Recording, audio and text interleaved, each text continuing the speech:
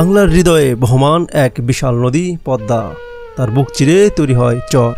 চরের এই মাটিতেই গড়ে ওঠে হাজারো জীবনের গল্প, ঝুঁকি, সংগ্রাম আর ভালোবাসায় গাথা সেই চরের জীবন আজ আমরা জানবো কাছ থেকে।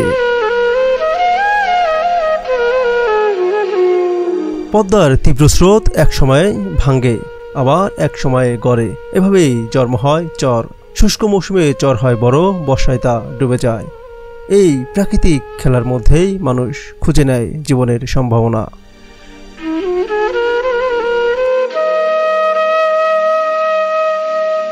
চরের মানুষ বেঁচে থাকে মাটির সাথে লড়াই করে। এখানে চাষ হয় ধান, ভুট্টা, খেসারি, তিল আরও নানান ফসল। কখনো হয় ফলন ভালো, কখনো প্রাকৃতিক দুর্যোগে সব শেষ হয়ে যায়। চরের জীবন সুন্দর আবার কঠিন। স্কুল নেই, হাসপাতাল দূরে, বিদ্যুৎ অনেক সময় থাকে না। বর্ষায় চর ডুবে গেলে মানুষজনকে আশ্রয় নিতে হয় অন্য কোথাও।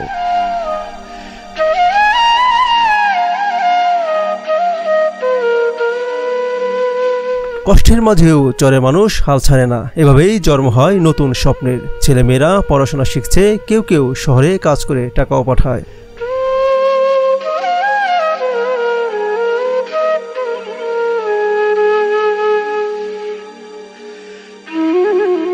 চর মানে শুধু বালি আর পানি নয়, চর মানে জীবন, চর মানে লড়াই, চর মানে সম্ভাবনা। এই চরেই বাংলার অগণিত মানুষের না বলার গল্পের নাম।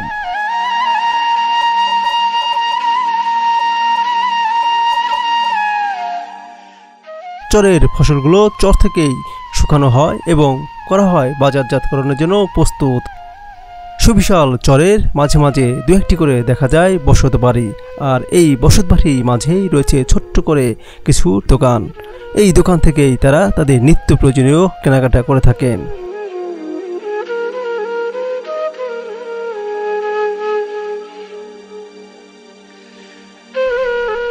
চরের প্রধান পরিবহন হিসেবে ব্যবহৃত হয় গরু ও ঘোড়ার গাড়ি। এছাড়াও দেখা যায় কদাচিৎ দু একটি মোটরসাইকেল।